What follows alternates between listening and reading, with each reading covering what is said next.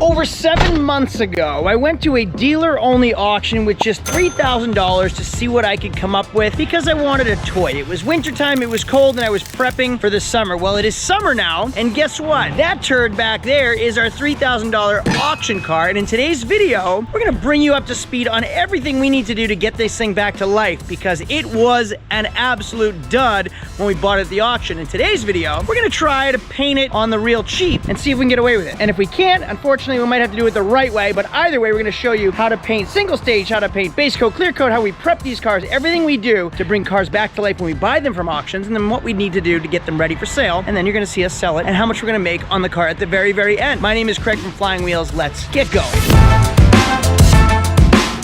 Well, if you've been watching my series along YouTube, you know that I like toys, I like projects, but my projects are starting to pile up. I'm getting a lot of them, including that 350Z back there that has been sitting for 8 months. It should have been sold already. Why has it not been sold? We have been crazy busy around here, and you know, if I get a project, like something else will get in the way. That Prelude coming up in a new video, awesome car. That car's been sitting for a while too, because we get like regular cars that we sell retail that don't need a lot of work, that keep moving and keep pushing the projects in the back. So that's what stinks about kind of owning a car dealership, because the projects kind of get sit on the back burner and I end up sitting with, and then I end up with like an abundance of projects. I have lots of toys that I want to work on one day, and they just keep piling up. But we're gonna work on that Z today, and we're gonna get back to life. Let's start from the very beginning, back to last winter when it was freezing cold and we bought that thing at auction, and I'm gonna bring you up to speed to where we are today, because I'm at the end of the video right now. So you're watching like a prequel, is that what it's called? A prequel of like the end of the video at the very beginning. Let's rewind to the start. Hey, welcome to Flying Wheels. My name is Craig. German. This is Craig and this is German. And today we're going after a car that we bought months and months ago. That old girl over there that's been tucked away all winter. So months ago, before, like almost right before winter, we went to the auction with $3,000 to see what we could buy with $3,000. We ended up with that beater of a car right there. Now it's a pretty decent looking 350Z on the inside. It runs well. The interior was mint, but obviously we have some exterior damage. Super cool thing, $3,000 car. Why? Because like I always say, plan ahead. German, what kind of car would you buy right before winter? A summer car, something rear wheel drive. Summer car, something rear wheel drive. When most people are thinking, hey, I want to buy myself a truck, we plan ahead and we buy this stuff because they're cheap. The demand is low, the supply is high, so we can get these things on the real cheap. Then we let it sit all winter, don't touch it, we ignore it, we neglect it, and then once spring starts coming, we can get at it, and we bought it at a discount and we can sell it retail when demand is high and supply is low. So today, you can see that the snow has melted, winter is kind of leaving, it's still a little chilly, and we get to bring this thing back to life. I say we, but really you're the talent in this video. So we're gonna go through it, we're gonna find out how bad is our $3,000 auction car, and then we're gonna make this thing look like brand new again, and then try to sell it because things are ripe for the picking. It's the end of tax season, the weather is breaking, and we get to have some fun with a standard transmission Nissan 350Z. All right, this old girl has been sitting for months. We got our handy dandy jumper pack. Let's see if we can get it running. Go for it. Right off the bat, first try. So what's cool about these cars, well, actually, let me jump into this. This is my 90 Eagle Talon TSI that we fully restored. And you know what? I haven't done enough videos on this car. We'll do some soon. The video's not about this car for now. It's about this 04 Nissan 350Z, which is really the first generation of the return of the Fair Lady Z. Awesome body style, tons of power out of the 3.5. The VDQ transmission is a solid transmission and they're inexpensive if you ever need to replace them. Fun to find in a 5-speed. Now the difference between this and a G35, no back seats in a 350Z. A G35 does have back seats. Now that it's pulled out, let's take a look at this car and see how bad it really is. Obviously, we need some paint, which we've been doing a lot of in-house paint lately. So we're gonna do bumper, we're gonna do hood, and I don't think I'm gonna replace the fender. I think German can take care of that. We're gonna buff the headlights. I have a question about these wheels in a minute. I'm gonna ask you all. We'll repair this right down here. Sounds like it has a little bit of an exhaust leak. Obviously, it was hit or something back here. I don't know what we're gonna do with that because I don't feel like painting and blending an entire quarter panel. Wheels scraped and scuffed, but they're not in bad shape. We can definitely bring those back to life. A little bit of condensation in the tail lights. Yeah, this thing has hit everything but the lottery. Look at all the scratches. So we're gonna, geez, are we gonna end up doing a full repaint on this car or what? Maybe everything minus trunk and roof, it is ugly. Any lights on in the dash? Just the air like Tire pressure light. 149,000 miles, 6-speed transmission, Alpine radio. These are pretty cool cars. I want to get on the other side. I did what I always get annoyed by other people doing. I keep pulling the handle while he's trying to unlock it. Oh, maybe it just doesn't unlock. All right, well, I got a good view of it here. Look at how clean the leather is. Was the driver's side just as clean? Yes. Oh, nice. Awesome. Yeah, the interior's mint. Dash isn't cracked or anything, and it fired right up. All right, let me open the door for you to go at it. Oh, we got a little bit of rust to take care of too right here. German, I'm sad to say, but I almost feel like everything needs to be painted. The only clean spots are the roof and the trunk lid. So, geez, I hate to say this is a full repaint, but I think it's going to be. I have a question for you guys, and I want your opinions. These wheels, 18-inch factory Nissan wheels. Do I keep them on this car, or do I do this? Let's let German in real quick. I kind of smell a little bit of valve cover leak onto exhaust as well. So we're gonna put it on the lift. We're gonna go through it. Anything it needs mechanically, safety-wise, we'll do that. But in the meantime, since we have both lifts tied up, we're gonna work on what we can in the garage bay. Now here's my question. These wheels, 18-inch factory Nissan wheels. Look what I have right here. I have a 1995 Nissan Skyline R33, and I'm wondering, can I put those wheels on this car and take these SSR wheels off? Now the problem is SSR wheels, like this is like JDM. This car came from Japan. It's right-hand drive. These wheels are Japanese, like these are the era correct wheels, but they just don't fit the car that well. 18s could look pretty neat on it. So I almost want to try putting them on and see what it looks like. Would you guys keep the SSRs? Or would you put factory Nissan wheels on an older Nissan Skyline? I don't really know what to do. Add this somewhere towards the beginning, like probably right before I started the Z with the battery jump pack. That would actually be a great spot for this. Wow, German dug right into it. He's already going at it. Hey, you know what everybody's gonna say on the internet? What's the first thing they're gonna yell at you for? German, where's the safety glass? Yeah, OSHA's gonna stop by and yell at us both. Dives right into it. It hasn't been in the garage 3 minutes. He's already tackling it. So you're grinding it first. And then once you get like rust off and then any like real imperfections, what do you pull it or what? Yeah, I'm gonna try to bang it from the inside a little bit. Oh, all right. Shape it up a little bit. Okay, so bang it from the inside. Let me know when you're gonna do that next. We wanna watch that too. Craig, so I'm gonna be shaping it up some. If you wanna come and take a video. I do. And just so you know, yes, that was reenacted. So German's becoming an actor. Let's see this job he's doing. Before we get into this, I'm gonna show you why German is an asset to the business. Right now, you'll see him on the phone. Speak Spanish. Mi madre es un maestra de español, pero yo no hablo mucho español. ¿Por qué German estás aquí? German está aquí for many reasons. See, I don't know how to speak Spanish really well, but German will speak Spanish to all our Spanish-speaking customers. He builds a relationship with both of them. Between the two of them, helps sell cars. So German does really, really well because he can speak Spanish to our customers, and I can't. You've already made progress. It's only been like an hour already. So you DA'd half the hood. DA meaning dual action. So that's the sander right here. And you've done some metal work already. Who knew he was a fabricator? Show me how you do it or explain what you're doing. So I'm just tapping it out from the inside. Try to reshape it before I do the bondo. This way I have to use the least bondo as possible. You can actually see what a difference it's already made. Sounds like he's moved on to step 3. Let's see what he's up to over here. Oh, he's going right down to the metal.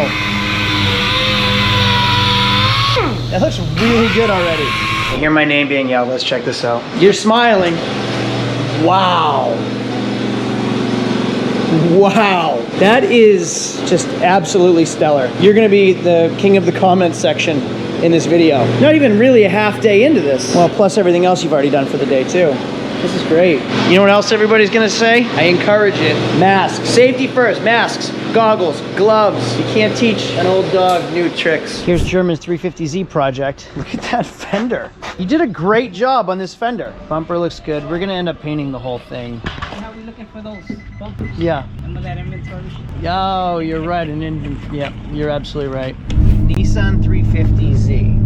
So before we do anything to this Z, we have to make sure it's safe. We've done everything we can do in-house to make sure it's safe and passes inspection. We don't do exhaust work, so now I'm taking it out to someone else that does all of our exhaust work. And then we can really go at it and get this thing ready for sale. Today's video is about how not to paint a car. I'm gonna teach you how to paint a car, what you shouldn't be doing, what we do wrong. And then what do I mean by what do we do wrong? I mean, hey, we're not perfect, and who am I kidding? Neither are you. Well, this Nissan 350Z, we decided to do... freaking be. This Nissan 350Z needed paint. And there are multiple different types of paints you can use. We decided to go with a single stage paint. Single stage means one stage. It has the gloss coat, like the clear coat, in the base coat. So you spray it on, you don't have to clear coat it after. Base coat, clear coat are multiple stages. So I'd spray the color, the paint, and then after that, I'd spray the clear over it. So that's how you get like the real glossy finish. That's what like every new manufactured car has. Now, this Mustang, for example, is actually sold. I did a video on this Mustang, but this is the factory paint. You see how glossy it is. This is a base coat and then a clear coat over it. When you see scratches right here, the scratches are in the clear. And a lot of times you can buff the clear, you can wet sand the clear, and then those scratches come out and don't affect the paint at all. Now, this Jetta has a single stage on the fender because these freaking fenders rot, and you can see it's just not as glossy as like the hood is. Now, a base coat, clear coat can be buffed, it can be polished, and you can get a really great shine out of it, but essentially you're buffing the color, so you're not going to get a gloss like you would. You're not going to get a finish like you would with a base coat, clear coat. Now I want to show you one other example. You can see German in the garage working on the 350Z in there. Well, that Acura right there is a tri-coat, and that's a perfect example for this video. Tri-coat 3 obviously means we have a base coat, then we have a pearl coat, then we have a clear coat. Really difficult to match. A lot of times you have to clear into other panels. It's not easy. But we bought this car and the customer had hit a deer and they cracked the headlight, broke the fender, dented this fender. Okay, so we ended up doing the repairs on the fender. We got new headlights, bumper was repaired, and then we blended everything. So we sprayed the base, we sprayed the pearl and blended it this way, and then we clear coated the entire fender. And that's how we get it to blend. Now, I am not a professional auto body technician. I don't have the appropriate shop, which is probably what's most appealing in this video. Like, you guys don't own a body shop if you're watching this video, most likely. You want to figure out how to do it in your yard, in your garage. And don't paint outside if you don't have to. Like, paint in a garage with a fan, with ventilation. Do it that way. You can even buy spray booths, like blow up spray booths if you can do it regularly. But if you have a body shop, you already know what you're doing. If you're doing it yourself, I'm gonna show you. So this 350Z, we are going to paint. Now, it's a tough decision because this section is in such good shape. Like, can we just paint this area and blend it with this area? I'll tell you what, if we use a base coat, the answer is no, you cannot. We cannot, because we tried already, and I'm gonna show you all the bodywork and everything we've done to this car right now. All right, here's the problem. This car has a heavy, heavy metallic. Metallic, metal, it's heavy, it's weight. The metallic sags in the single stage. So now we're talking about, we have the base coat paint in it, we have metallic metal in it, and we have a clear coat. It's a heavy paint, and you have to spray it on really, really lightly. And the lighter you spray, the less gloss you get. It's like really tough to get the right layer, the right level on a single stage with metallic, especially in silvers. Like, silvers are really, really difficult to match. So unfortunately, we're scuffing this car down again to do it the right way. You want things done the right way, you gotta do it the right way. We try to take a shortcut, we try to do it what we thought might work. It didn't, and now we're doing it not once, not twice, but German, 3 times. 3 times because we didn't just do it the right way the first time. German, whose fault is that? You can say it. Our fault. My fault. My fault. German said, do a base coat, clear coat. I'm like, nah, it's all right. It's a cheap car, do a single stage, let's see how it comes out. I blamed German, said he put it on too heavy, so then I sprayed it.